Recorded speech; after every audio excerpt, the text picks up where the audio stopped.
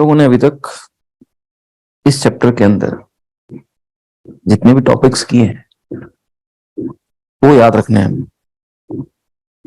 कोई भी चैप्टर आज से हम जो भी पढ़ेंगे, हमेशा से ही जो भी पढ़ते आए हैं, उनको एक छोटे फॉर्म में याद रखना वो जरूरी, टॉपिक्स के नाम एटलीस्ट। इससे वो चैप्टर, वो सब्जेक्ट आसान हो जाता है। तो मुझे बताओ, सबसे पहला टॉपिक क्या था, दूसरा टॉपिक क्या, कौन कौन से टॉपिक्स हो गए, तीसरा टॉपिक क्या? जस्ट नेम 3 टॉपिक्स जो हमने किए। What are the first topic of this chapter, जिससे क्वेश्चन एग्जाम में आते हैं? Very good. कैसे क्वेश्चंस आते हैं इससे? फॉर्मूला क्या है इसमें? ये formula K=Q1 Q2 by R², force between 2 point charges. Question कैसे आएंगे इसमें? हमेशा 2 point charges, 3 point charges, 4 point charges, superposition. दूसरा टॉपिक हमने क्या पढ़ा?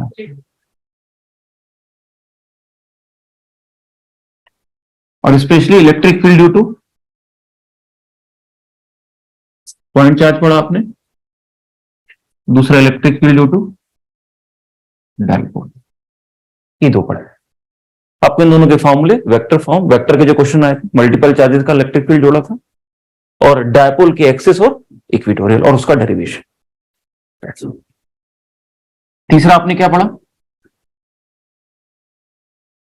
Motion of these charges under uniform electric, जिसके अंदर पहला केस किसके लिए था? पॉइंट चार्ज, जहां पे आपने F=QE लिखा था और F/m करके आपने एक्सेलरेशन लिखा था, फिर सारी काइनेमेटिक्स चलती है। याद है? पूरे कॉन्सेप्ट है। अब ये डेरिवेशन है या ये न्यूमेरिकल है? ये न्यूमेरिकल है। डेरिवेशन ये था। ये जेई और नीट के पॉइंट ऑफ व्यू से और तुम्हारे स्कूल में जो क्वेश्चंस आएंगे, इससे तगड़ा न्यूमेरिकल आएगा जो बाकी जनता से नहीं होगा। Concept, right? So it's important for, अगर मेरी मान लो सिर्फ मुझे अगर बोलूं कोई बच्चा सिर्फ जेई पढ़ रहा है, स्कूल के लिए नहीं पढ़ रहा है, तो इस पूरे में ये बताना पड़ता है एक बार, बट उस पर क्वेश्चन किस पे कराए जाएंगे? इस पे। Very important for NEET and JEE, very important. And second, again दूसरी चीज, डाइपोल, जिसमें आपने टॉर्क लिखा था और एनर्जी लिखी थी और वर्क डन लिखा था। याद आ गया? P cross E। ये इसका, अब इसका डेरिवेशन तुम्हारे स्कूल में आएगा। और पोटेंशियल एनर्जी को जो इंटीग्रल, तो FdX की जगह टॉड, याद आया? और फिर यहां से ये बन गया था -P cos थीटा, ये बन गया था P sin theta, stable unstable equilibrium. अब ये डेरिवेशन के साथ साथ ये ऐसा टॉपिक है जो कि स्कूल में और एग्जाम में दोनों में आता है भरपूर मात्रा में। न्यूमेरिकल भी आता है, डेरिवेशन भी आता है। वर्क डन तो ठीक है, हम लिख ही लेंगे, जो भी, इतना ज्यादा दिमाग में नहीं डालना है, simple. You understand these 3 topics we have done, types of question. आइए, अब जो लास्ट टॉपिक है हमारा वो है गॉस थ्योरम। इसके अंदर भी 3 पार्ट्स होंगे। पहला electric field lines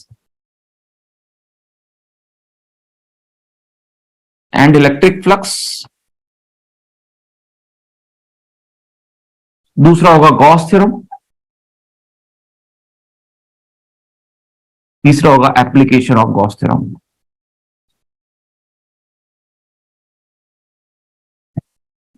that is how the complete chapter is. तो आज हमारा टारगेट है इस टॉपिक का जितना भी पार्ट हो सके आज और अगली क्लास में ये चैप्टर हमारा खत्म हो जाए, क्योंकि हम लोग थोड़ा सा न्यूमेरिकल ज्यादा करते हैं, इसलिए अपने को ज्यादा टाइम लग रहा है। बट कोई बात नहीं, तुम्हारे दिमाग में ये 4 टॉपिक याद हो जाने चाहिए तुमको। एटलीस्ट पहले नाम, जब नाम याद होगा तब उनसे रिलेटेड सब टॉपिक्स और उनके क्वेश्चंस भी दिमाग में बैठ जाएंगे। और जब तुम क्वेश्चंस की प्रैक्टिस करोगे तुम आइडेंटिफाई कर पाओगे, अच्छा ये हो रहा है, ये नहीं हो रहा, ये हो रहा है, नहीं हो रहा है, इस टॉपिक पे काम करना है। 90% क्वेश्चन यहीं से आएंगे। 10% कोई कोई बहुत अजीब सा क्वेश्चन बन के आ जाता है आईआईटी, जिसमें वो कई सारे दूसरे टॉपिक भी मिला देते हैं, तो घबराने की जरूरत नहीं है। कम से कम 90% तो मैच हुआ। इतना रैंडम है यार क्वेश्चन, कोई कनेक्शन नहीं है किसी का कहीं से। तो we are trying to get them into some classification, some standard classifications, right? हर इंसान को 12 राशियों में डिवाइड किया गया। क्या एग्जैक्ट 12 की तरह होता है या बस मोटा मोटा एक बेसिक आइडिया है? वैसे ही वैरायटी ऑफ क्वेश्चंस को हम इन 4 पार्ट्स में डिवाइड कर सकते हैं, राइट। हेडिंग डालिए इलेक्ट्रिक फील्ड लाइंस।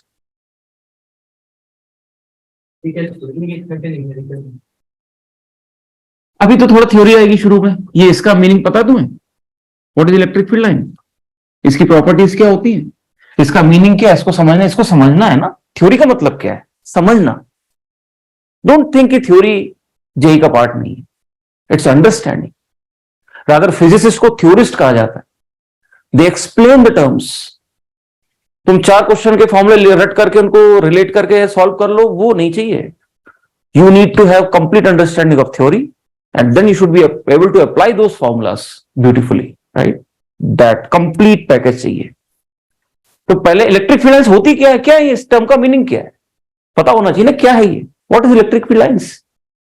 तो अभी जो हमने इलेक्ट्रिक फील्ड निकाले थे अलग अलग डिस्टेंसेस पे अलग अलग चार्जेस के कारण, उनको विजुलाइज करेगी इलेक्ट्रिक फील्ड लाइंस। तो electric field lines are the visualization of electric field due to various charge configuration. Point charge का इलेक्ट्रिक फील्ड कैसा दिखता है? दिखता तो कुछ भी नहीं, बट हम विजुलाइज करेंगे लाइनों से। जहां लाइनें पास पास है वहां लगेगा अच्छा ज्यादा है, जहां लाइनें दूर दूर है वहां पे कम हो जाएगा। जहां पे लाइनें सीधी जा रही है वहां पे इलेक्ट्रिक फील्ड की डायरेक्शन भी अलॉन्ग आ रहा है, जहां पे लाइनें टिल्ट होगी मतलब समझ में आ रहा है हर जगह इलेक्ट्रिक फील्ड की डायरेक्शन चेंज हो रही है। So electric field lines are just visualization, hypothetical visualization of electric field, that's all. और हमें 2-4 कॉन्फ़िगरेशन के डायग्राम बनाने, एक पॉइंट चार्ज का, एक डायपोल का, 2 पॉजिटिव चार्जेस का, एक इनफाइनाइट शीट का। लिखिए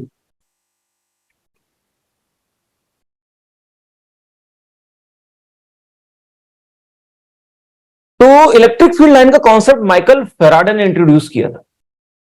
माइकल फेराडे वाज साइंटिस्ट। लोगों को समझाना बड़ा मुश्किल हो गया था, चार्जेस की प्रॉपर्टीज फील नहीं आ रही थी। वो मैग्नेटिक फील्ड लाइन अलग है, वो मैग्नेट की फील्ड लाइन है। वैसे ही चार्जेस की भी फील्ड लाइंस होती, वैसे ही ग्रेविटी की भी फील्ड लाइन होती। तो जिस जिस चीज में फोर्स आ जाएगा और वो फोर्स जिस स्पेस में होगा, किस तरह से वो फोर्स डिस्ट्रीब्यूट हो रहा है, कम हो रहा है, ज्यादा हो रहा है, लेफ्ट में हो रहा है, राइट में हो रहा है, उसको रिप्रेजेंट करने के लिए वी यूज लाइंस। और उसको डिटरमिन करने के लिए exactly we use functions, Q1 Q2 by R square. आगे आप पढ़ोगे KQ x by under root of x square plus R square की पावर 3/2। सो एग्जैक्टली डिटरमिन किया जाएगा किससे? फंक्शन से। लेकिन विजुलाइज किससे, फील किससे ली जाएगी? Lines.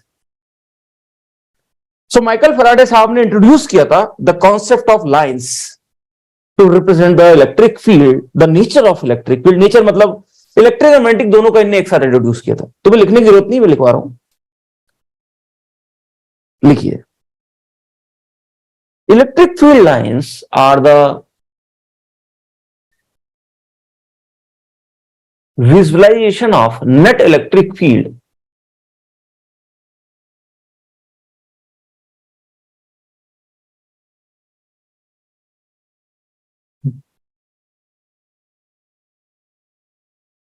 around the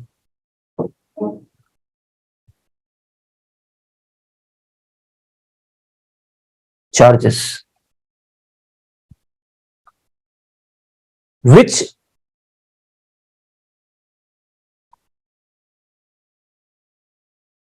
represents the magnitude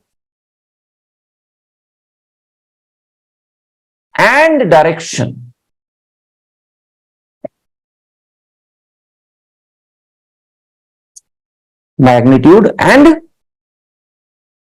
direction of net electric field at a given point.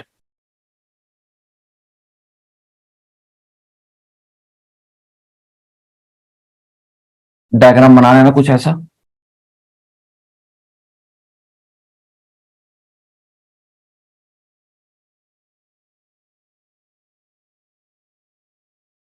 जैसे अगर मैं आपसे पूछूं पॉइंट ए और यहां पे पूछूं पॉइंट बी, तो कहां पे इलेक्ट्रिक फील्ड की स्ट्रेंथ ज्यादा है? इन लाइनों को देख करके बता सकते हैं आप।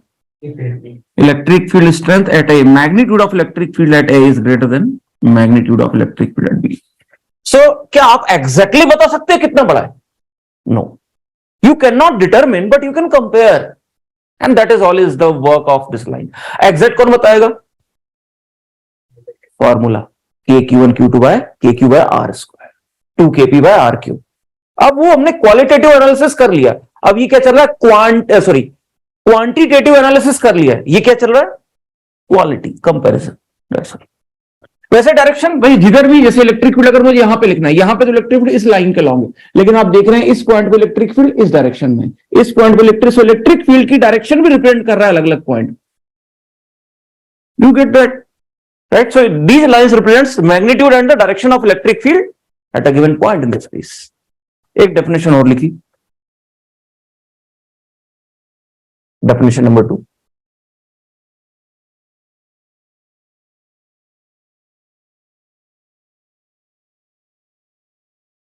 Electric field lines are also called as electric lines of forces. Electric field lines are also called as electric lines of forces. देखो शब्द चेंज हो गए, lines of forces. Electric field lines are also called as electric lines of forces. Electric field line से मैं क्या बोल रहा हूं उसको? Electric line of forces, because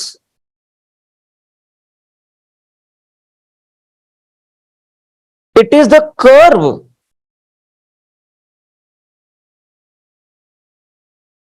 along which a small positive charge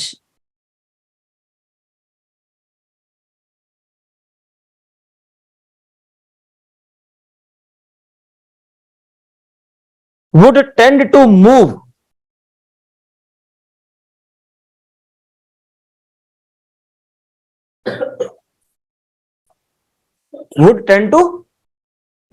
in the presence of electric field.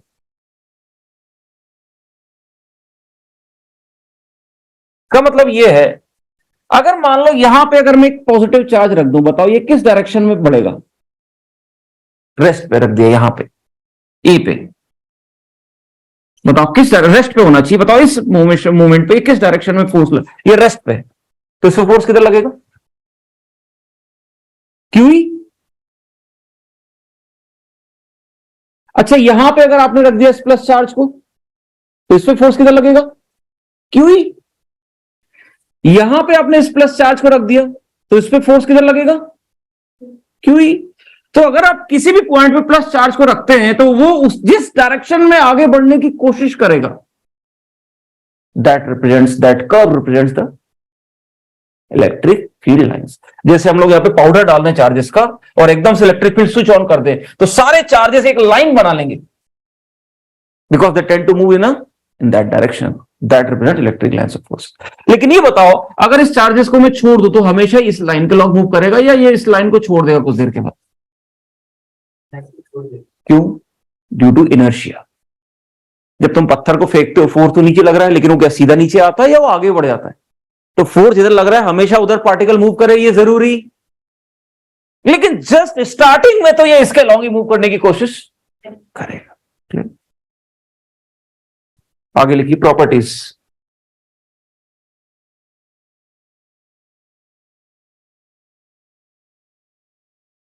Of electric field lines, EFL। पहली लिखिए,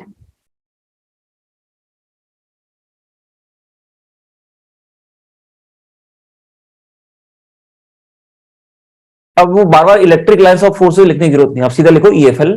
EFL are continuous and smooth curves without any breaks.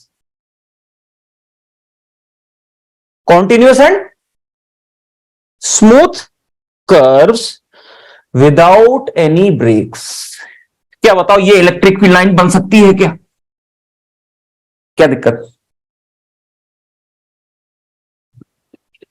Kink आ गया ना, ये kink, इसको smoothness नहीं, ये नहीं होना चाहिए। स्मूथ का मतलब किंक का नहीं होना चाहिए कहीं पे भी, शार्पनेस, शार्प पॉइंट्स नहीं होना चाहिए। और क्या ये इलेक्ट्रिक फील्ड लाइन हो सकती है क्या ऐसे? क्यों नहीं हो सकती? क्योंकि ये कैसे हैं, ये कॉन्टिन्यूअस होना चाहिए, दे कैन नॉट। आगे लिखिए, the tangent to the line, दूसरी प्रॉपर्टी, the tangent to the line at any point gives the direction of net electric field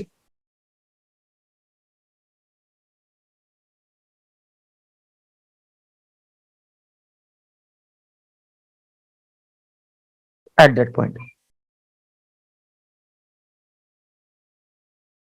ये तो समझ में आ गया होगा क्या बोलना चाह रहा है कि किसी भी पॉइंट पे, जैसे इस पॉइंट पे अगर मुझे लाइन बनी हुई है और इस पॉइंट में आपसे पूछूं इलेक्ट्रिक फील्ड की डायरेक्शन किधर है, ऊपर नीचे दाएं बाएं किधर, बताओ किधर है इस पॉइंट पे इलेक्ट्रिक फील्ड की डायरेक्शन? तो इस पॉइंट पे मुझे आपको लाइन बना के देनी पड़ेगी, बिना लाइन के आप नहीं बता सकते। पहली बात तो लाइन मैंने दे रखी ऑलरेडी बना के, भाई ये है इलेक्ट्रिक फील्ड लाइन, बताओ किधर है, ऊपर नीचे या टेंजेंट? इस पॉइंट पे ऊपर नीचे दाएं बाएं या टेंजेंट? सो एनी पॉइंट पे अगर आपने इलेक्ट्रिक फील्ड लाइन बना रखी है तो उस पॉइंट पे जो टेंजेंट ड्रॉ की कर्व के, that will represent the direction of net electric field. तीसरा पॉइंट लिखिए, no two lines can cross each other.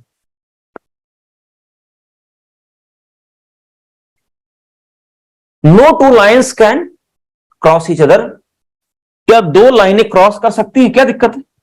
ये लो बना दी मैंने, क्रॉस करवा देता हूं, क्या दिक्कत है? दिक्कत यह है कि अब अगर क्रॉस कर गई तो एक ही पॉइंट पे नेट इलेक्ट्रिक फील्ड की कितनी डायरेक्शन हो जाएंगी? क्या नेट की दो डायरेक्शन हो सकती है क्या? E1 E2 दो हो सकते हैं। चार्ज, मान लो एक पॉइंट पे 3-4 चार्जेस के इलेक्ट्रिक फील्ड आ रहे हैं, E1 E2 E3 सबकी डायरेक्शन अलग है, लेकिन जो आप लाइन बनाते हो सबकी अलग अलग बनाते हो या सबका मिलकर के रिजल्टेंट का बनाते हो? रिजल्टेंट का, because that it represent the electric field, net electric field. यानी आपको अगर एक किसी स्पेस पे कई सारे पॉइंट चार्जेस है तो सबके कारण जो भी इलेक्ट्रिक फील्ड होगा जोड़ करके जो एक डायरेक्शन आएगी उस डायरेक्शन के लॉन्ग लाइन होगी। तो अगर लाइनें क्रॉस कर गई तो ऐसी की नेट इलेक्ट्रिक फील्ड की कितनी डायरेक्शन आ गई? दो, which is not possible, because हमने लिखा, क्या लिखा आपने? Cross each other, because then it represents two direction at the same point, because it represents two directions of net electric field at the same point, two directions of the net electric field at the same point। ठीक, अगला point लिखिए,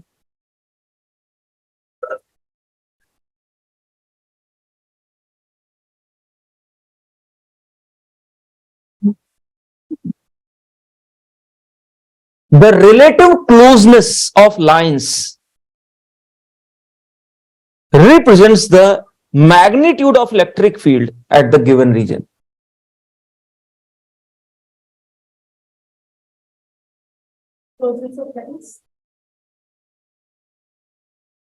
The relative closeness of electric field lines represents the, क्या represent करती?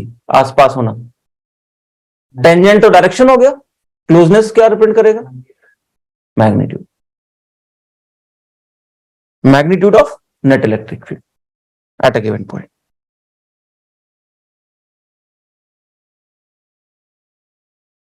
Last point लिखिए,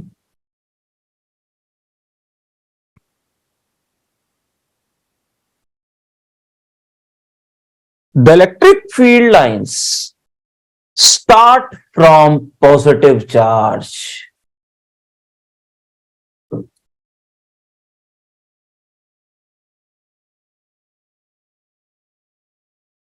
The electric field lines start from, कौन से charge से निकलती हैं? कहां से स्टार्ट होती है ये? Positive charge, and terminate at negative charge.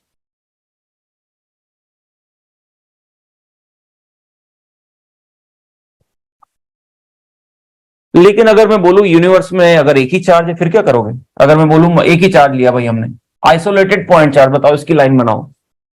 मैं यहां तो नेगेटिव है ही नहीं, तो टर्मिनेट होने के लिए कहीं नेगेटिव तो होना चाहिए ना। कहां टर्मिनेट करोगे? कंटिन्यूस होनी चाहिए। यस, अगर isolated point charges given, isolated का मतलब इनके अगल बगल कोई नेगेटिव चार्ज नहीं है, तो इनसे जो भी लाइनें निकलेंगी उनको खत्म होने के लिए वो कहां टर्मिनेट करेंगी? Infinity. Same thing we can say for negative charge, कि अगर नेगेटिव चार्ज है तो लाइनें आएंगी कहां से? इंफिनिटी से। तो लिख लेना आगे, for isolated charges, for isolated charges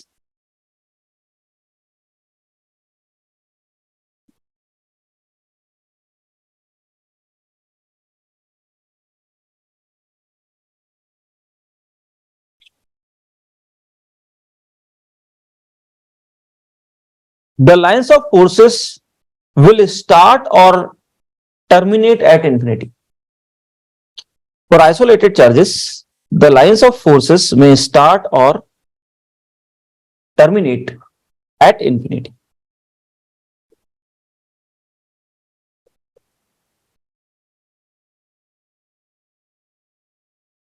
question लिखिए।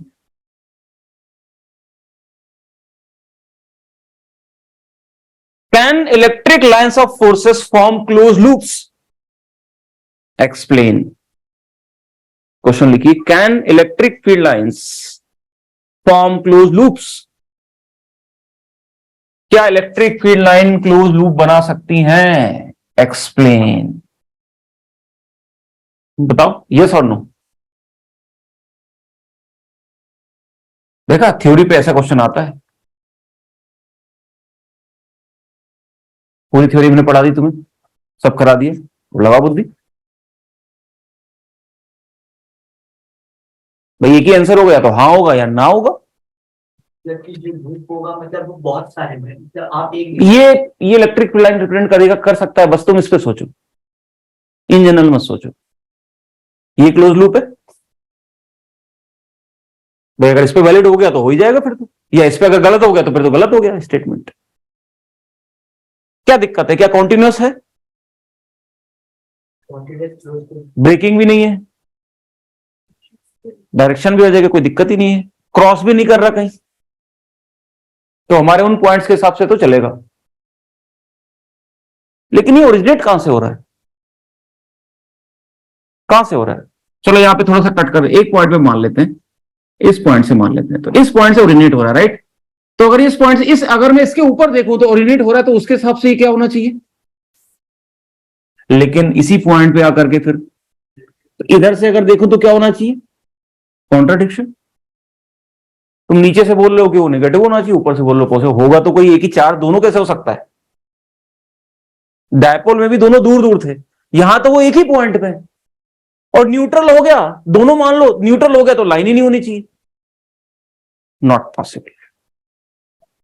लिखो answer, not possible because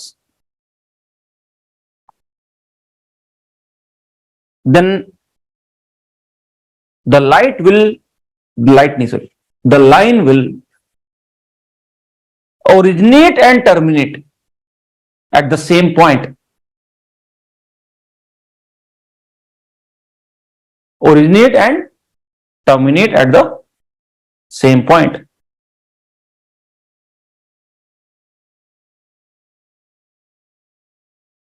which is not possible.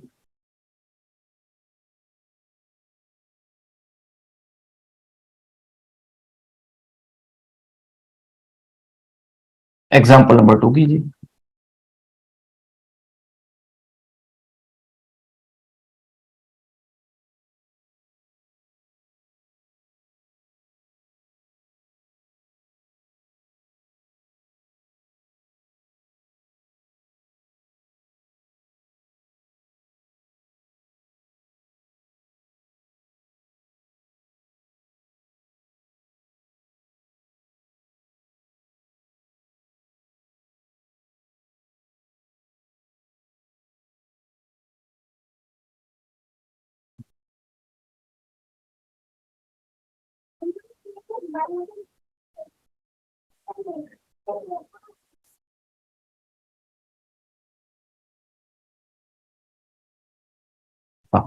इसमें एक से ज्यादा ऑप्शन सही हो सकते हैं, ऑप्शंस लिखा है। क्या लगता है आपको कौन सा पॉजिटिव चार्ज है, पहले तो ये डिसाइड करो। Q1 जिससे लाइनें निकल रही वो पॉजिटिव हो जाएगा, जिस पे लाइन टर्मिनेट हो रही है वो नेगेटिव हो जाएगा। कौन सा ऑप्शन सही है? ये सही है। अब बड़ा और छोटा डिसाइड करने के लिए मैग्नीट्यूड देखना पड़ेगा। जो चार्ज बड़ा होगा उसके पास इलेक्ट्रिक फील्ड की स्ट्रेंथ ज्यादा होगी। किसके पास इलेक्ट्रिक फील्ड की स्ट्रेंथ ज्यादा है? साफ साफ दिख रहा है, जहां ज्यादा लाइनें टर्मिनेट हो रही वही बड़ा बड़ा चार्ज है। कौन सा हो जाएगा? That's all. सीटी।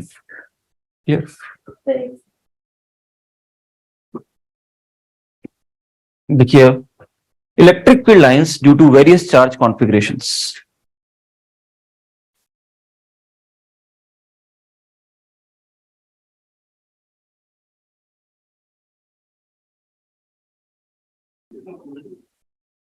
डिफरेंट डिफरेंट चार्ज कॉन्फ़िगरेशंस के कारण इलेक्ट्रिक फील्ड लाइंस बना रहे हैं। सबसे पहला point charge, isolated point charge. तो आइसोलेटेड बनाने के लिए मैं एक डब्बा बना रहा हूं, तो समझ लो कि मान लो कि दुनिया बस इस डब्बे के अंदर है और इसके अंदर एक पॉइंट चार्ज है, तो फील ज्यादा अच्छी आती है। पॉइंट चार्ज दो तरह के हो सकते हैं, एक पॉजिटिव हो सकता है, एक निगेटिव हो सकता है। दोनों की लाइनें में बस एक ही फर्क होगा, यहां से ऑरिजिनेट होंगी वहां पे टर्मिनेट होंगी। ये जो मैंने ब्रैकेट बनाया ये मैंने इनफाइनाइट को रिप्रेजेंट किया। तो जो भी पॉइंट चार्ज से निकलेंगी लाइनें वो कैसी होंगी? सिमेट्रिकल होनी चाहिए हर तरफ। तो सिमेट्रिक लाइन कैसे बनाओगे? बिल्कुल यहां से लाइनें बना दो जो कि इक्वल एंगल पे होनी चाहिए, ऐसे। I think it perfectly make sense. तो this is the electric field lines due to, क्या आपको रेडियल सिमेट्री दिख रही है? रेडियल या spherical symmetry? I hope it make sense. Negative charge में क्या होगा? एरो उल्टे हो जाएंगे बस।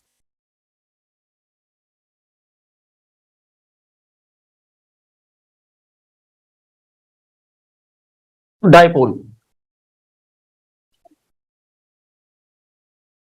डायपोल के कारण इलेक्ट्रिक फील्ड लाइंस कैसी दिखती हैं देखो। फिर से ये डब्बा जो बना रहा हूं इंफिनिटी की तरह बना रहा हूं,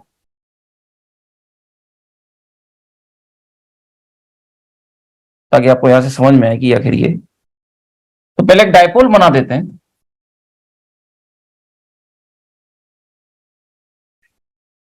it's a dipole like this, plus Q minus Q, Q into L. बताओ जरा इससे इलेक्ट्रिक फील्ड लाइन कैसी, कुछ फील आ रही है कैसी बनने वाली है? कहां से स्टार्ट होंगी? पॉजिटिव से स्टार्ट होगी और नेगेटिव में जाएगी। दिख गया आपको? पॉजिटिव से स्टार्ट होगी और नेगेटिव में जाएगी, पॉजिटिव से स्टार्ट होगी और नेगेटिव। ये क्या लगता है आपको, सिर्फ ऊपर होंगी या नीचे भी होंगी? बिल्कुल सिमेट्रिकली, पॉजिटिव स्टार्ट होगी नेगेटिव में जाएंगी, पॉजिटिव से स्टार्ट होंगी और नेगेटिव में जाएंगी। अच्छा ये बताओ, ये सिर्फ ऊपर नीचे होंगी या आगे पीछे भी होंगी? ये पूरे 3D में होंगी जी। It is not just up and down, it is complete in 3 dimension, right? है ना? वो तो हम बना दो में पा रहे हैं, पर तुम्हें लगता नहीं पूरा एक ऐसा बनेगा अजीब सा, बिल्कुल हर तरफ? ठीक है। और देखो इससे जो इधर लाइन निकल गई ना सीधी, ये तो इंफिनिटी पहुंच जाएगी और इंफिनिटी से आएगी भी फिर।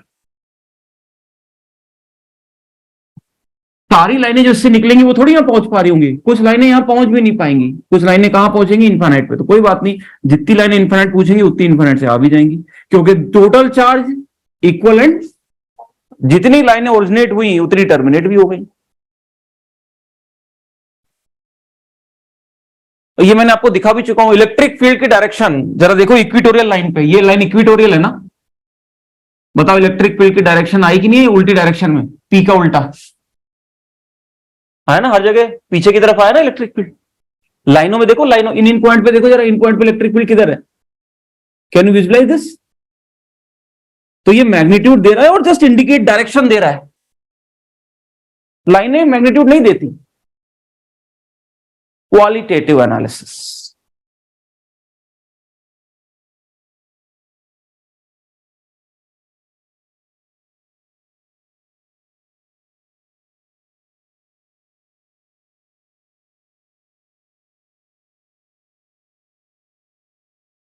अगर मैं 2 पॉइंट चार्जेस की इलेक्ट्रिक फील्ड लाइंस बनाऊं,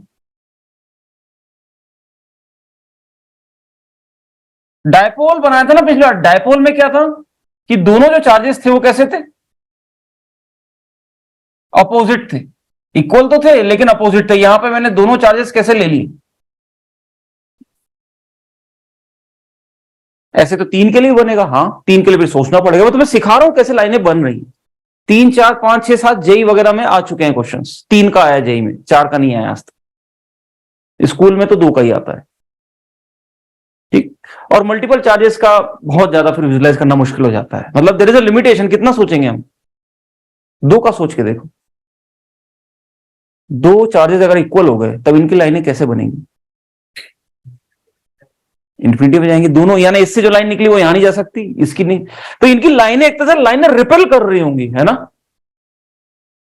तो 2 पॉइंट चार्जेस की लाइनों को पास लाओ, अगर ये लाइनें रिपेल करे तो आपको लगता नहीं ये यहां पे जो लाइनें ऊपर हो जाएंगी, बीच में कुछ भी नहीं होना चाहिए, यहां की लाइनें नीचे हो जाएंगी।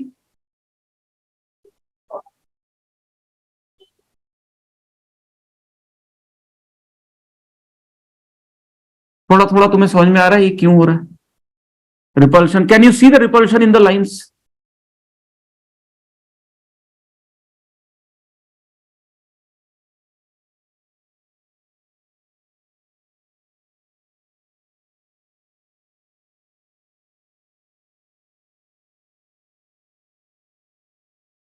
ये 2 पॉजिटिव चार्जेस की लाइंस।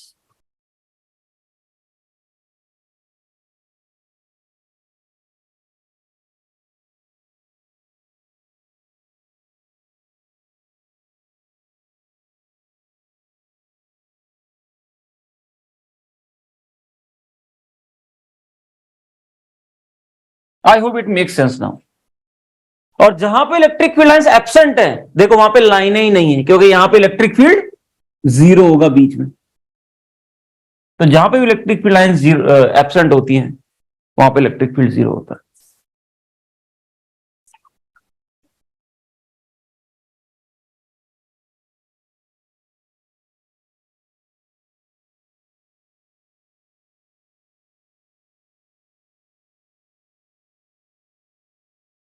बाकी तो ये आप जानते ही, आप ऑलरेडी बना चुके हैं। यूनिफॉर्म इलेक्ट्रिक फील्ड लाइन कैसे दिखती है, ये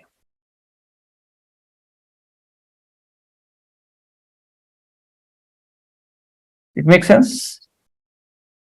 ये हम पहले भी बना चुके हैं। तो these 4 just simple cases. Can you see uniform electric field lines. ये कौन क्रिएट करता है, चार्जेस ही करते होंगे, लेकिन पॉइंट चार्ज तो नहीं कर सकता, ये ना डायपोल कर सकता है, कुछ और करेगा देखेंगे आगे। शीट करता है, यानी अगर चार्जेस को मैं इस बोर्ड में फैला दूं, हर पॉइंट पे एक एक पॉइंट चार्ज रख दूं इक्वली, तो इस बोर्ड से जो इलेक्ट्रिक फील्ड होगा इस पॉइंट पे वो किधर होगा, लगभग लगभग बाहर। और लगभग तुम्हें लगता है लगभग हर जगह बाहर ही होगा। और जितना आप बोर्ड के पास जाओगे उतना यूनिफॉर्मिटी बढ़ती जाएगी। या इस बोर्ड को बड़ा कर दो या डिस्टेंस को छोटा कर दो, the nearest you are the more uniformity you get. तो शीट वाले चार्जेस के कारण इलेक्ट्रिक फील्ड लाइंस ऐसी यूनिफॉर्म होती है, equally placed. Is it clear. एक क्वेश्चन पूछूं इस पे।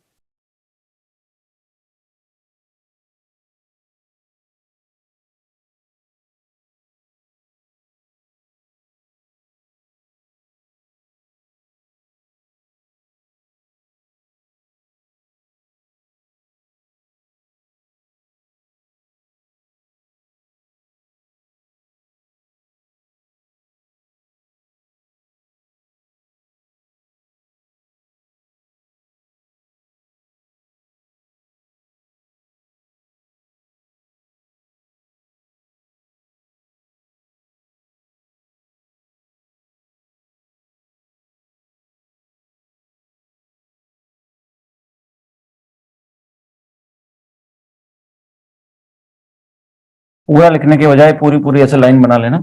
समझ में आना चाहिए। यहां पे भी पूरी पूरी लाइन बना लेना इसमें, तो बस लास्ट में एक्स एक्सिस की जगह लिख देना। बस इतना फर्क है थर्ड और फोर्थ ऑप्शन में। समझ में आ रहा है ना? ऑप्शंस ऑप्शन समझ में आ रहा है कि नहीं?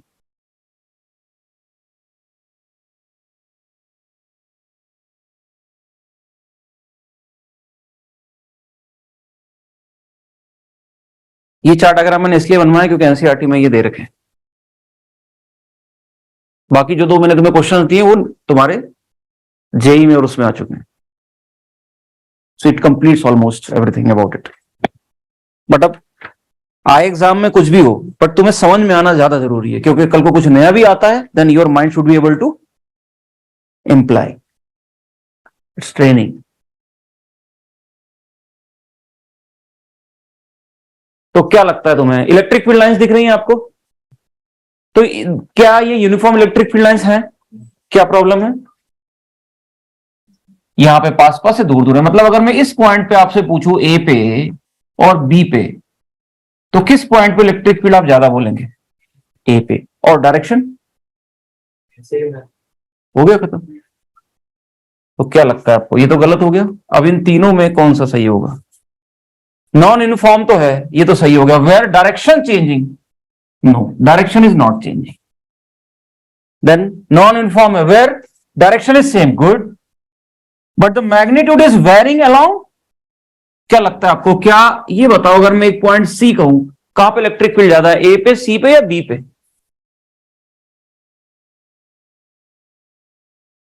दिख गया? सी और ए पे सेम। तो क्या एक्स के लॉन्ग वेरी कर रहा है? वाई के लॉन्ग कर रहा है। पूरा सोचना है। बट ये ग्रेटर देन, इजी है यार, बस थोड़ा सा तुमको लाइनें फील आ जाए, लाइनों का मीनिंग क्या है। देख गया? तो ए और C, if you move along the X axis, neither magnitude nor direction, कुछ भी चेंज नहीं हो रहा। But if you move along Y axis, direction same है हर जगह, मैग्नीट्यूड घट रहा है। ये हो जाएगा। गुड।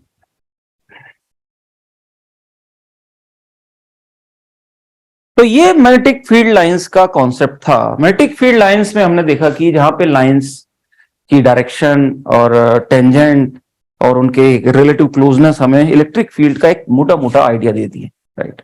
क्या हम इन लाइंस को काउंट कर सकते हैं? ये है हमारे ऊपर डिपेंड करेगा कितनी लाइनें बनानी है। काउंट तो नहीं कर सकते, मैं तो अपनी मर्जी से 4 5 6 बना रहा हूं। You can not count the lines, right? लेकिन फिर भी अगर हम इनको मैथमेटिकली डिफाइन करने की कोशिश करें, मैंने कहा ना ये कॉन्सेप्ट किसी साइंटिस्ट ने बनाया था। तो जब कोई साइंटिस्ट कोई थ्योरी निकालता है ना, तो वो ऐसे नहीं बनाता, वो बहुत क्वालिटेटिवली और क्वांटिटेटिवली दोनों बना सकता है। तो हम एक्चुअली में इन लाइंस को काउंट भी कर सकते हैं, but we generally do not draw them. Sorry, मतलब ड्रॉ करते टाइम काउंटिंग का हम ध्यान नहीं करते, but we can precisely count how many lines will be there. और इसी चीज के कॉन्सेप्ट को क्या बोलते हैं? गॉस थ्योरम। और जो नंबर ऑफ लाइंस आप काउंट करोगे कि 10 लाइन है, 20 लाइन है, भाई इस स्पेस में कितनी लाइनें प्रेजेंट हैं, या इस स्पेस के बजाय लाइनों को काउंट करने का बड़ा इंटरेस्टिंग तरीका इन्होंने बताया कि इस पर्टिकुलर एरिया से कितनी लाइनें क्रॉस कर रही हैं। So we have determined the number of line crossing, that is how we count a given area. और इस चीज को हम लोग बोलेंगे इलेक्ट्रिक फ्लक्स। यानी जो दूसरा टर्म मैं डिफाइन करने वाला हूं, जिसका नाम है, याद है, पहला टर्म क्या था? फील्ड लाइंस, दूसरा था फ्लक्स, तीसरा था गॉस थ्योरम। फ्लक्स में डिफाइन कर व्हाट इज फ्लक्स? इन्हीं लाइनों की काउंटिंग है। लिखिए,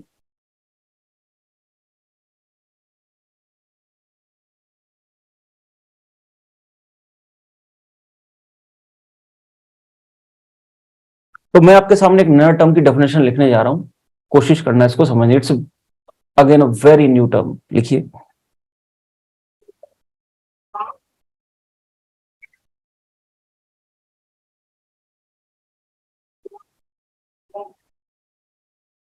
the electric flux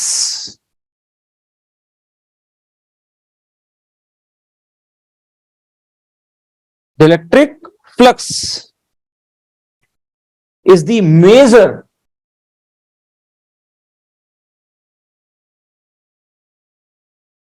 of total number of electric field lines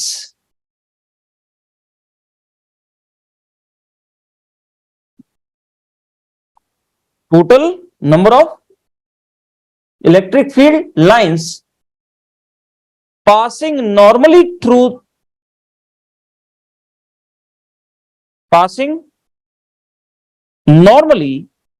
a given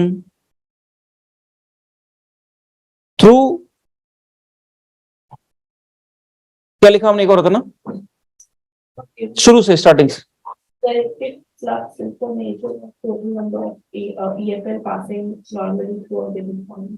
through a given area.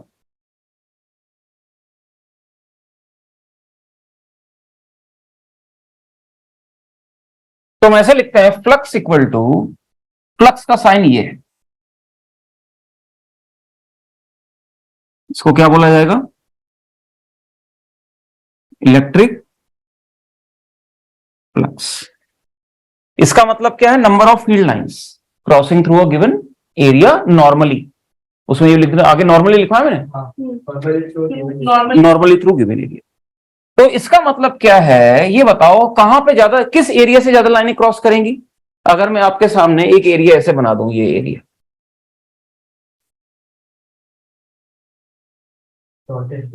यहां पे इलेक्ट्रिक फील्ड लाइन ज्यादा क्रॉस कर रही हैं, या अगर सेम एरिया ऐसे बना दूं, यहां पे ज्यादा इलेक्ट्रिक फील्ड लाइंस क्रॉस कर रही है, किस पॉइंट पे इलेक्ट्रिक फील्ड लाइन ज्यादा लाइनें क्रॉस कर रही होंगी बताओ जरा।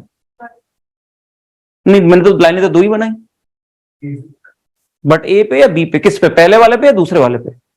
बाकी मैंने बनाई नहीं है, बाकी भी होंगी, बट सारी नहीं बनाते हम ना, हम तो बस रिलेटिव स्ट्रेंथ से डिसाइड कर लेते हैं। अब बताओ, अब फील आई क्या कहना चाह रहा था मैं, अब बताओ कहां पे लाइनें ज्यादा क्रॉस कर रही होंगी एरिया, बी और सेकंड ऑप्शन।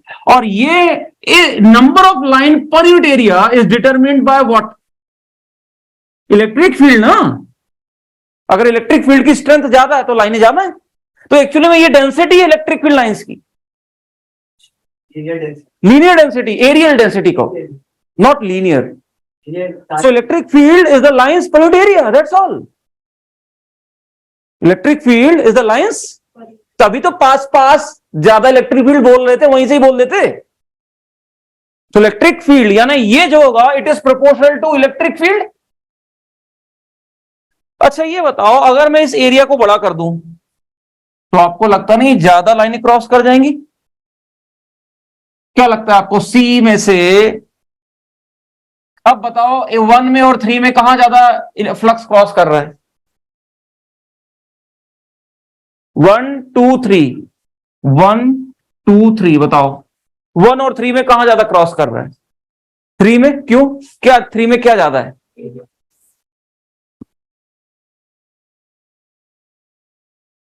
ठीक।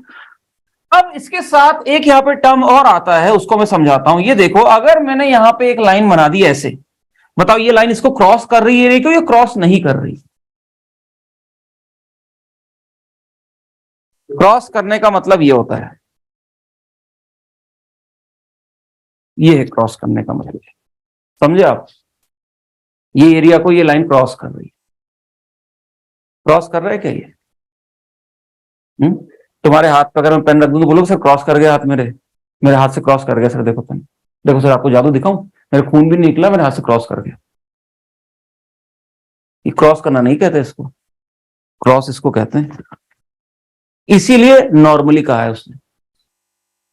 तो अगर कोई लाइन टेढ़ी हुई तो क्या करेंगे, कॉम्पोनेंट, कॉस थीटा एंड, तो तीसरा टर्म क्या आएगा, कॉस थीटा। कौन सा कंपोनेंट, परपेंडिकुलर कंपोनेंट। तो यहां पे आ जाता है थर्ड टर्म इज, ये है आपका। सो mathematically number of lines crossing per unit area is electric field strength area into cos theta। और इसको आप कैसे लिखेंगे, दैट इज, अगर मैं देखूं ध्यान से तो it becomes E vector dot A vector. This is how we defined electric flux. Math आ गई ना, मैथ तो पहले इस साइंटिस्ट ने समझाया, इलेक्ट्रिक फील्ड लाइन को विजुलाइज कराया, अब उसको मैथमेटिकली रिलेट कर रहा है और बाद में कूलम्स लॉ को प्रूव कर देगा। हम कूलम्स लॉ को प्रूव करने वाले हैं, जो एक एक्सपेरिमेंटल लॉ यूजिंग मैथ्स। ये काम किसका है? मैथमेटिशियन, मैथ्स वालों का। So can you see this E dot A. अब यहां पे ई क्या है? Electric field vector. ये तो हमें ऑलरेडी पता होता है, हमने लिखे हैं, निकाल रखे हैं, लेकिन ये ए क्या है? What is a? Area vector है। यस, तभी तो हमने एरिया को वेक्टर कहा था। एरिया वेक्टर होता है जी।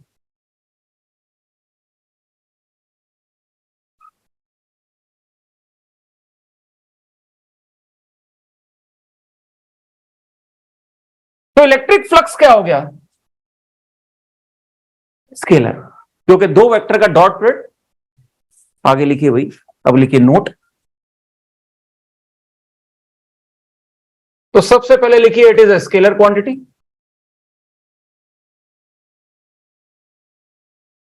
दूसरा पॉइंट लिखिए इसकी यूनिट। स्केलर क्वांटिटी कौन है? फ्लक्स। यूनिट क्या हो जाएगी इसकी? न्यूटन पर कूलम इंटू, दिख गया?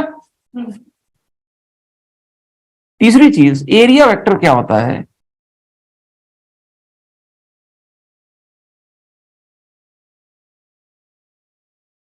Area is a vector quantity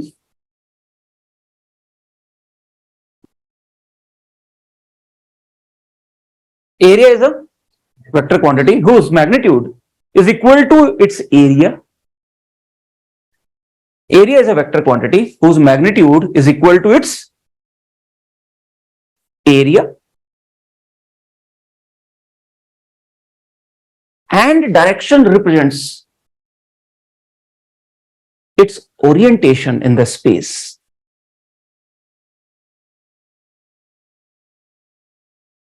And direction represents its orientation in the space, which is determined by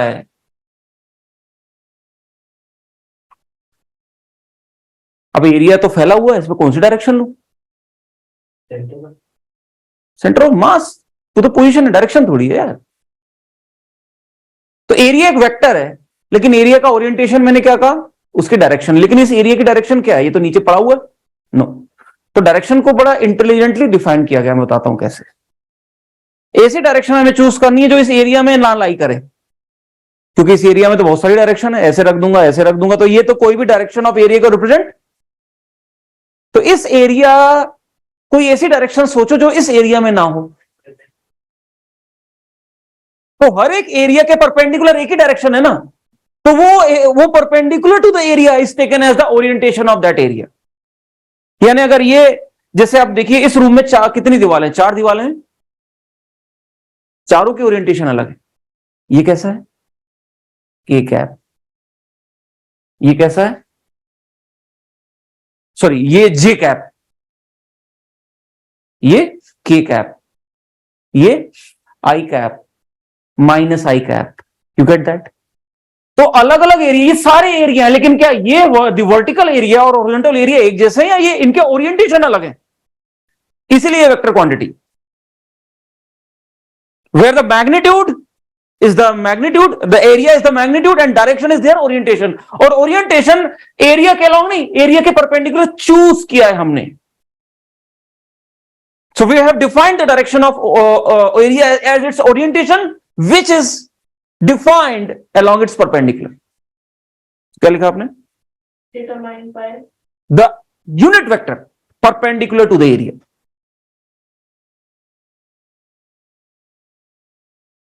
perpendicular to the area. तो जैसे अगर मैंने ये एक रेडियस सर्कल बनाया, रेडियस आर का, इसका एरिया वेक्टर लिखना है हमें, तो कैसे लिखूंगा? दिख गया आपको? तो इसका एरिया वेक्टर क्या हो जाएगा? दैट इज मैग्नीट्यूड कितना हो गया? पाई आर स्क्वायर। और ये किस तरफ ओरिएंटेशन है? ठीक है। अगर मैं एक ऐसा एरिया बनाऊं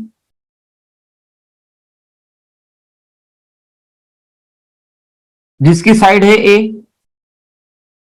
बताओ क्या होगा इसका? दिख गया इसका एरिया वेक्टर A2 क्या हो जाएगा? ये A square I can you see this? क्या हर जगह आप एरिया वेक्टर डिफाइन कर पाओगे प्रॉपरली? अगर ये एरिया वेक्टर है तो कल कोई एरिया वेक्टर ऐसे भी तो कोई लिख सकता है कि 2i कैप प्लस, या कोई ऐसे भी बोल सकता है that is i cap plus g cap plus k cap.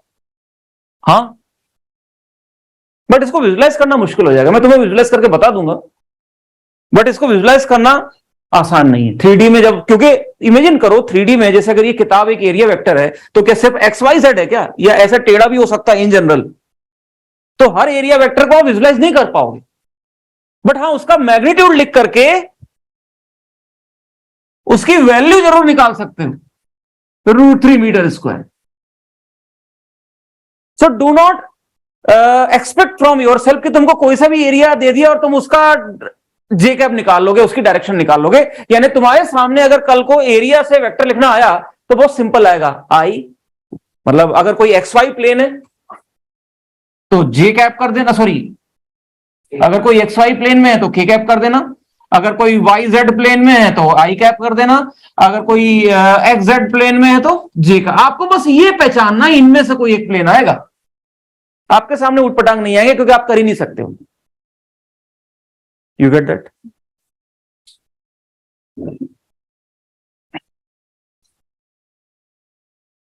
लिखिए क्वेश्चंस। तो हमने अभी तक क्या पढ़ा? इलेक्ट्रिक फील्ड लाइंस पढ़ा, उनको विजुलाइज किया, उसके बाद इलेक्ट्रिक फ्लक्स डिफाइन किया। What is electric flux? Number of electric field line crossing area normally, और वो निकालने का तरीका क्या है? E A cos theta. वो थीटा किसके बीच में एंगल है? वो इलेक्ट्रिक फील्ड और, ये चौथा नोट भी लिख लो। फ्लक्स इक्वल टू क्या लिखा था आपने? E A, ये E का मैग्नीट्यूड, A का मैग्नीट्यूड, और ये cos theta, where theta is the angle between electric field and area, या एरिया वेक्टर? Area vector.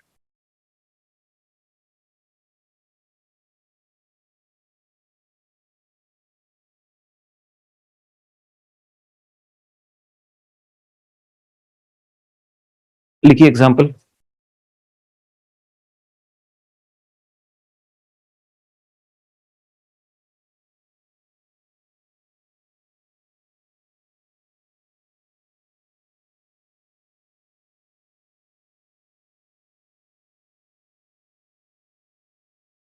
तो ये कि स्क्वायर है जिसका एरिया मैंने आपको बताया कितना, it is placed in a uniform electric field. Electric field का मैग्नीट्यूड आपको दे दिया 20 न्यूटन पर कूलम, और इसकी जो एंगल दे रखी है आपको एरिया के साथ, the angle is given to you as 60 degree. दिख गया आपको? अब ये इलेक्ट्रिक फील्ड एक जगह नहीं है, मैंने हर जगह बनाया नहीं, भर जाएगा पूरा। ये तो हर पॉइंट पे इलेक्ट्रिक फील्ड ऐसे ही है टेढ़ा। Find electric flux through the loop.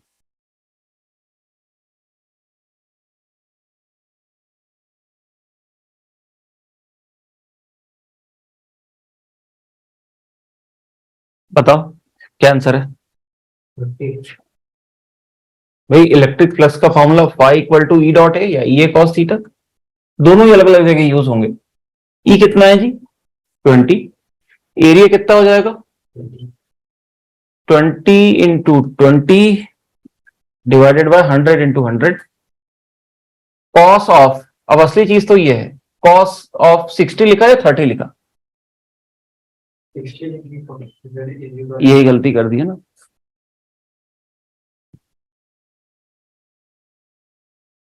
किसके बीच का एंगल है?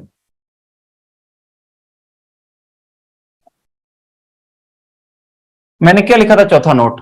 ये एंगल किसके बीच में है? तो ये एरिया वेक्टर है ना, वो एरिया वेक्टर तो ये हुआ ना, ये है ना ए इलेक्ट्रिक फील्ड है ना। एरिया लिखता तो लिख देते, एरिया वेक्टर के साथ वेक्टर के बीच का एंगल है ना थीटा। कितना होगा थीटा? परफेक्ट। तो आपको वहां पे जो थीटा डालना है वो एरिया के साथ नहीं, वो देंगे एरिया के साथ ही। It is the angle between area vector and the electric field. I hope you understood this point. तो जब ये एंगल वेंगल दिए जाते हैं ना तो ऐसी गलती करवाते हैं, ये थीटा पे गेम खेलते हैं, क्योंकि एरिया ये तो हर कोई निकाल ही लेता है। फिर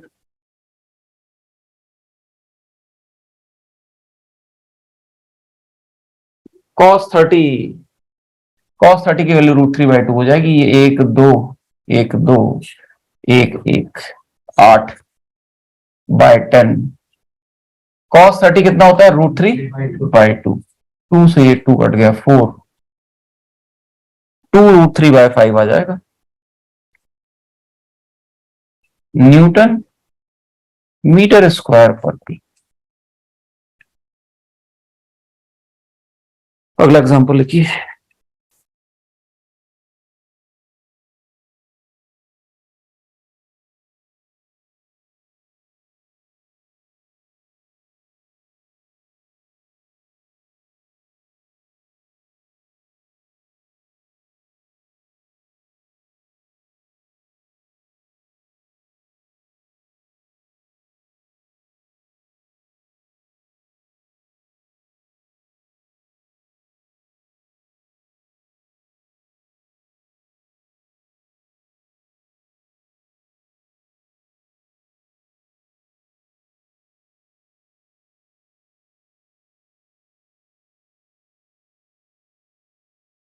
तो आप क्या फाइंड कर रहे हैं? Electric flux. दो ही फॉर्मूले याद हैं आपको, ई ए कॉस थीटा या ई डॉट ए, क्या लगाओगे? Of course E dot A, लेकिन ई वेक्टर तो दे रखा है, क्या मिसिंग है? एरिया वेक्टर मिसिंग है। एरिया वेक्टर कैसे लिखोगे? 20 और direction well done. So it is your choice, it you have to decide what to use, where to use. Y Z plane और ये वेक्टर देखते समझ जाएंगे डॉट प्रोडक्ट है। तो यही अपने को बुद्धि लगानी है कि कहां पे कॉस थीटा यूज करेंगे और कहां पे डॉट प्रोडक्ट यूज करना है। वाई जेड प्लेन का मतलब हो जाएगा area vector will be 20 i cap. खत्म हो गया। E dot A 3i + 4j - 8k dot with 20i का। कितना हो गया? 60 न्यूटन मीटर स्क्वायर पर कूलम।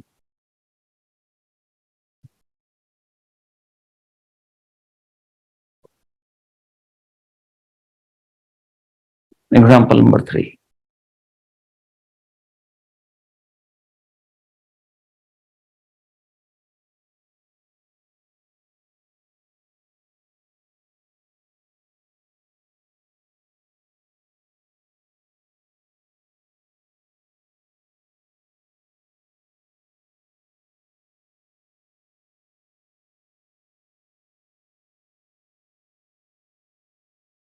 ये वैल्यू हटा दो, ये वैल्यू नहीं दिखी मैंने। ई गिवन बस, ई नॉट। Side length L.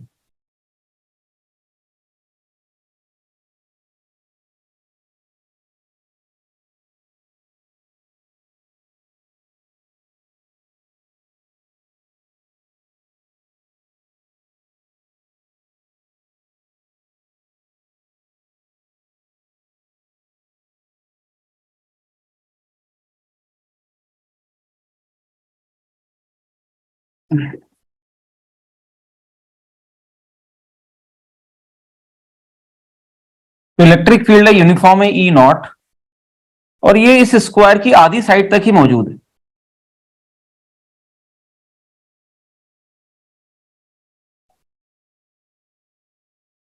ये स्क्वायर है, आधे एरिया तक ही मौजूद है, बाकी में नहीं है। बाहर बाहर इसके बाहर इलेक्ट्रिक फील्ड 0 है।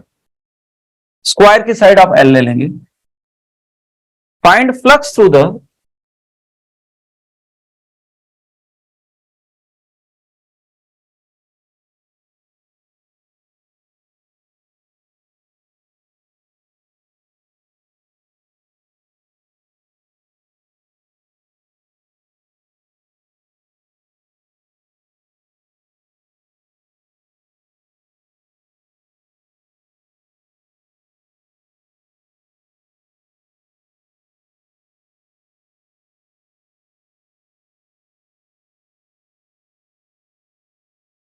यहां पे कौन सा लगाओगे फॉर्मूला, किस चीज पे फोकस करोगे, डॉट प्रोडक्ट पे या कॉस थीटा पे, है ना, डॉट प्रोडक्ट पे या कॉस थीटा पे, क्या ज्यादा लिखना आसान है, कॉस थीटा। क्यों, क्योंकि आई जे की वैल्यू नहीं कुछ भी, ना कोई प्लेन बोल रखा है, और मैग्नीट्यूड दे रखे हैं, it is better to go with ये कॉस थीटा, वेरी सिंपल। सबसे पहले फॉर्मूला लिखा, फ्लक्स इक्वल टू ई का मैग्नीट्यूड दे दिया, एरिया पूरा लोगे या आधा लोगे, भाई आधे एरिया में प्रेजेंट है तो आधा एरिया लिख, मतलब दिमाग फॉर्मूले के हिसाब से सोचना चालू कर देना चाहिए, और कौन सा फॉर्मूला लगेगा वो क्वेश्चन के हिसाब से। अब तुम्हारी प्रॉब्लम सिर्फ ये रह गई है कि यहां पे तुमको क्या ढूंढना है, बी केयरफुल नाउ, बताओ थीटा क्या है।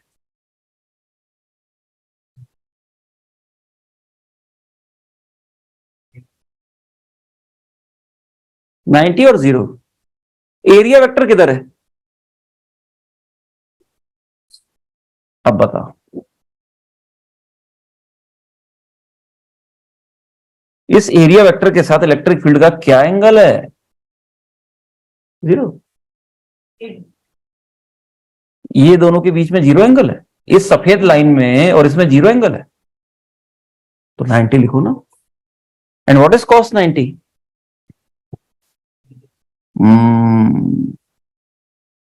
तो फ्लक्स क्या हो गया, अरे ये तो सीधा भी बोल सकते थे, कोई लाइन क्रॉस ही नहीं कर रही, वही पेन वाली बात याद आई,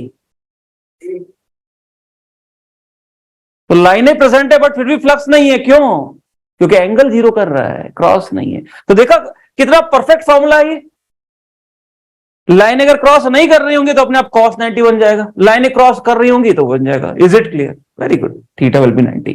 कब ये मैक्सिमम होता फ्लक्स, 0 डिग्री पे कब होता, जब ये स्क्वायर ऐसे नहीं बिल्कुल परपेंडिकुलर होता है ऐसे, तब मैक्सिमम फ्लक्स होता है, राइट। एक तरह से देखो, ऊपर से बारिश हो रही है और आपको पानी इकट्ठा करना है, कटोरा है आपके पास ऐसे, तो अगर आप ऐसे कटोरा रखोगे तो कोई भी पानी इकट्ठा, और जब आप ऐसे रखोगे तो मैक्सिमम पानी इकट्ठा होगा, यानी लाइनें एरिया से परपेंडिकुलर होनी चाहिए, तब जाके वो एरिया वेक्टर के साथ पैरेलल होंगी। क्या बोला मैंने, समझ में आया, लाइनें एरिया से परपेंडिकुलर होंगी तो एरिया वेक्टर के साथ पैरेलल होंगी, और तब फ्लक्स मैक्सिमम। समझ में आ रहा, कंफ्यूज तो नहीं हो रहा। इस केस में सीधे ही आपको बोलना था, वो तो पागल बनाने वाली बात थी, आधा एरिया,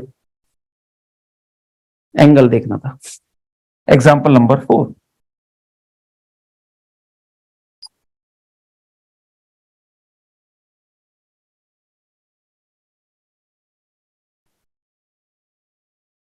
लिखिए, a electric field is uniform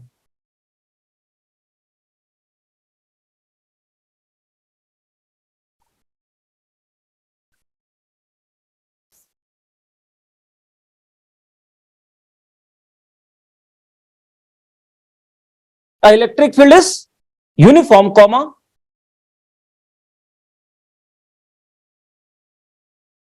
in positive direction for positive x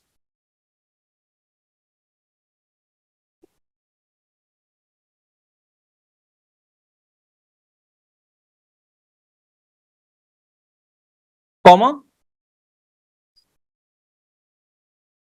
and uniform with same magnitude and uniform with same magnitude but in negative x direction for negative x.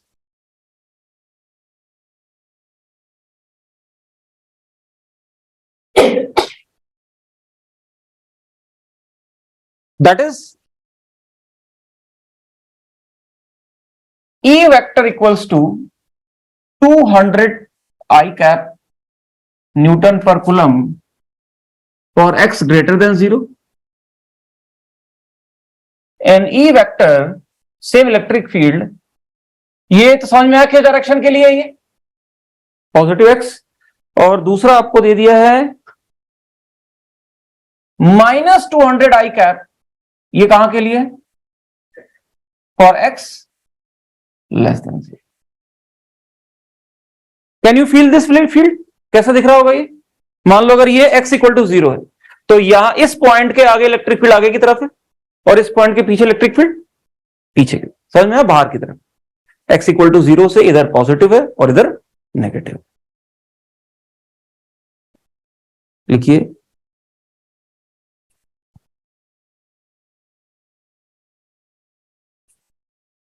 if the cylinder of length 20 centimeter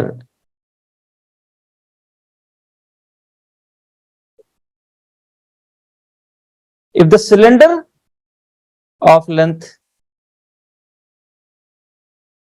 20 centimeter and radius 5 centimeter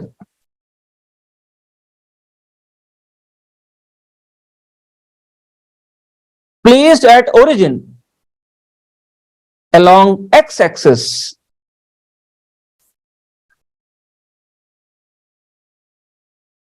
as shown। तो आपने एक cylinder लिया, cylinder समझ रहे हो ना, जिसको आपने किस एक्सिस के लॉन्ग रख दिया, ऐसे, ऐसे भी रख सकता था, ऐसे रखा। कहां पे रखा है भाई? इतना बड़ा सिलेंडर का सेंटर ओरिजिन पे होना चाहिए, यानी ये एक्स के लॉन्ग रखा हुआ है और ये इसके परपेंडिकुलर की direction. Can you see this, visualize this, is it clear to you? बिल्कुल सिमेट्रिकली ऐसे रखा हुआ। और ये electric field present, electric field नहीं बनाया मैंने, वो सिलेंडर बनाया। सिलेंडर की लेंथ आपको कितनी दे दी है? 20। तो आपको समझ में आएगा 10 सेंटीमीटर इधर और 10 सेंटीमीटर इधर, और रेडियस कितनी है? 5। Can you visualize this? आगे लिखिए, इसके 4 पार्ट, 4 नहीं, हाँ 3 पार्ट लिखिए। पहला, व्हाट इज द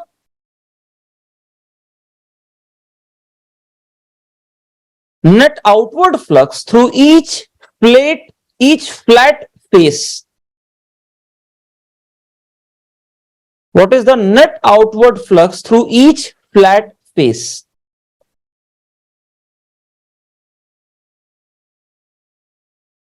ठीक। सेकंड लिखिए, what is the flux through the side? What is the flux through the sides of the cylinder? Sides मतलब समझ में आया?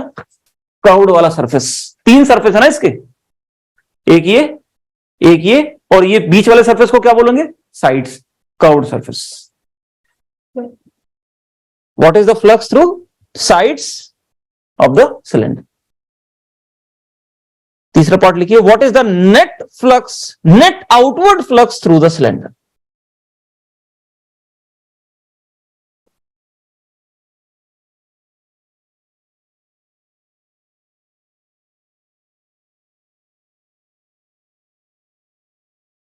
And what does this net flux through cylinder imply?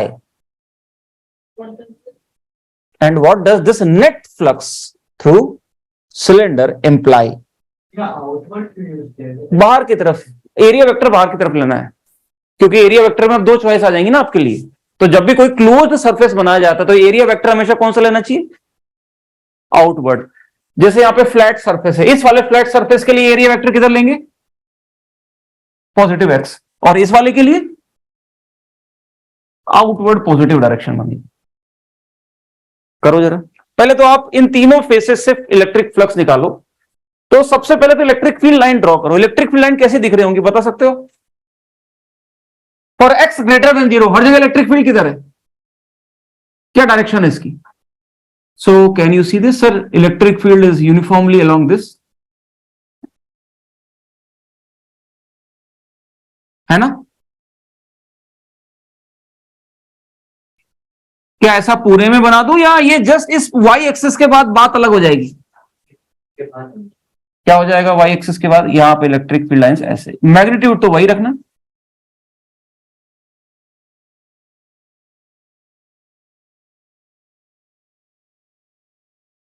I hope it makes sense, right?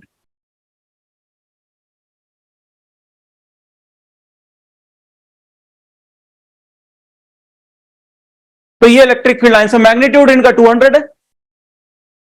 अब area vector लिख दो। बताओ ये वाला जो एरिया वेक्टर है ये वाला एरिया वेक्टर, इसकी डायरेक्शन किधर है?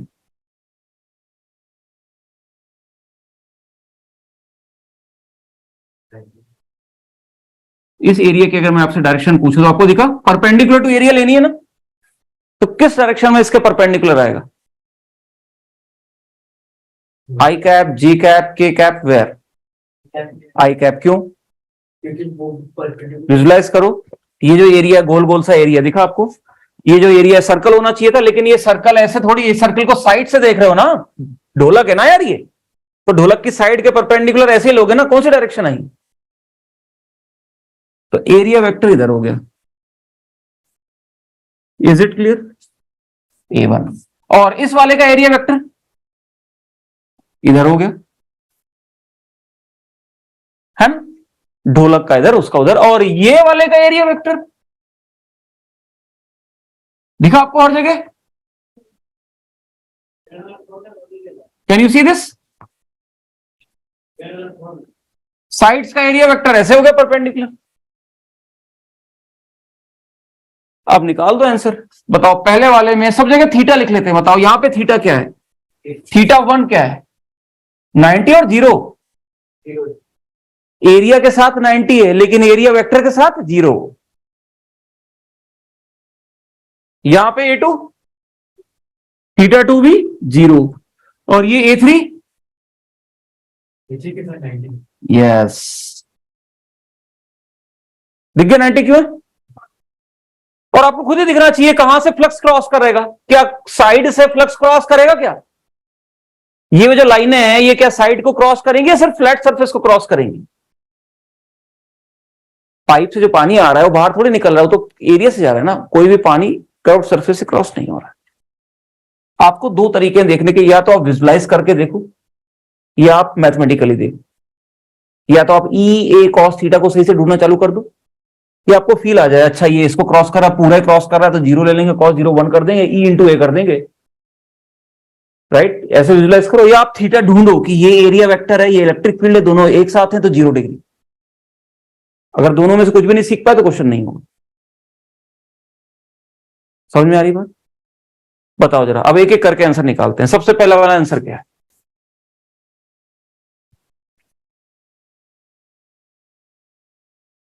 बताओ, फ्लक्स 1 क्या है? ई ए कॉस 0 डिग्री। ई कितना है? 200 लो। एरिया कितना है? Pi into R square, pi into 25, लेकिन डिवाइडेड बाय 100 इंटू 100 भी करना पड़ेगा क्योंकि सेंटीमीटर में है ना। और लेंथ का कोई मीनिंग यहाँ पे चाहिए नहीं। लेंथ क्यों नहीं चाहिए? क्योंकि सर्कल के एरिया में लेंथ का क्या काम, और साइड वाले एरिया में लेंथ आ रही थी लेकिन वहां से फ्लक्स ही 0 है। इंटू यहां पे क्या लिख दूंगा, cos 0 इंटू 1 हो जाएगा। कितना आ गया आंसर इसका? ये 2 जीरो से ये जो है, हाँ बिल्कुल आ सकता है, बिल्कुल आ सकता है, कोई दिक्कत नहीं। तो 25 इंटू 2 50 होता है, तो यहां से 2 से कट कर दोगे तो ये 50 हो जाएगा। 25 से 2 कर दोगे तो कितना आ गया?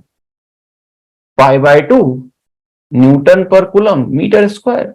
तुम उसको एग्जैक्टली नंबर की तरफ मत लो, है नंबर ही, बट जरूरी नहीं कि काउंटिंग हो number of man, that is feel है बस उसकी। क्लियर? ये लेफ्ट वाले से राइट वाले से दोनों के लिए सेम होगा। π2 और π1 में कौन बड़ा होगा बताना जरा। नहीं, दोनों में डायरेक्शन भी सेम है, आउटवर्ड। डॉट प्रोडक्ट में पॉजिटिव आ गया ना। डॉट प्रोडक्ट में डायरेक्शन क्या, फ्लक्स की कोई डायरेक्शन थोड़ी होती है। हाँ, लेकिन नेगेटिव हो सकता है फ्लक्स, तो आउटवर्ड फ्लक्स पॉजिटिव माना जाता है, इनवर्ड फ्लक्स नेगेटिव। तो दोनों ही फ्लक्स आउटवर्ड है, यानी दोनों तरफ से बाहर ही माल निकल रहा है। ऐसा लग रहा है ऐसे पानी उधर से भी निकल रहा है और पानी, तो जब पानी उधर से भी निकल रहा है, पानी इधर से भी निकल रहा है, मतलब पानी अंदर जनरेट हो रहा होगा। तो अगर इलेक्ट्रिक फ्लक्स उधर भी जा रहा है और इधर भी जा रहा है, मतलब बीच में अंदर फ्लक्स जनरेट हो रहा है, तभी तो बाहर निकल रहा है। और जनरेट कौन करता है फ्लक्स? ये थर्ड पार्ट का आंसर है कि there must be some positive charge inside the cylinder, that is why there is net flux coming out. और यही आगे गॉस थ्योरम बन जाएगा। तो समझ में आया यहां से? तो पहले का आंसर ही हो गया। सेकंड वाले का आंसर क्या हो जाएगा? π3 will be E A cos 90 तो जीरो फ्लक्स। थर्ड वाले का आंसर हो जाएगा नेट फ्लक्स। कैसे लिखेंगे? Net outward will be equal to φ1 plus, भाई तीन ही जगह है ना निकलने की। नेट फ्लक्स का मतलब समझ में आया आप? तो नेट फ्लक्स प्लेन सरफेस के लिए बोला जाएगा या क्लोज सरफेस के लिए बोला जाएगा? दो तरह के सरफेस होते हैं, एक क्लोज और एक प्लेन।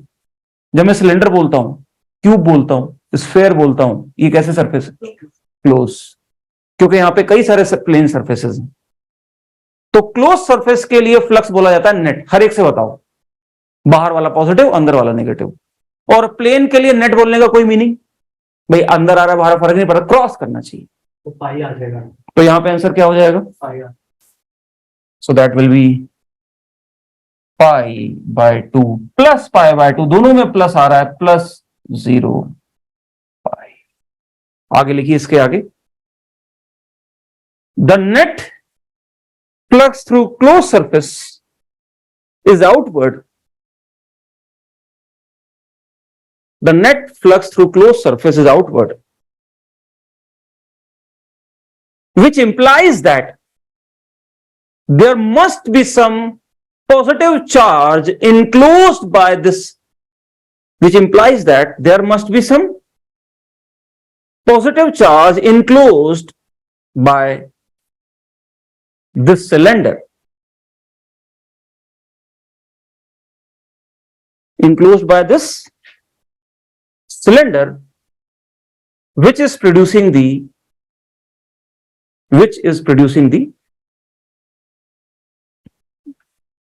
outward flux.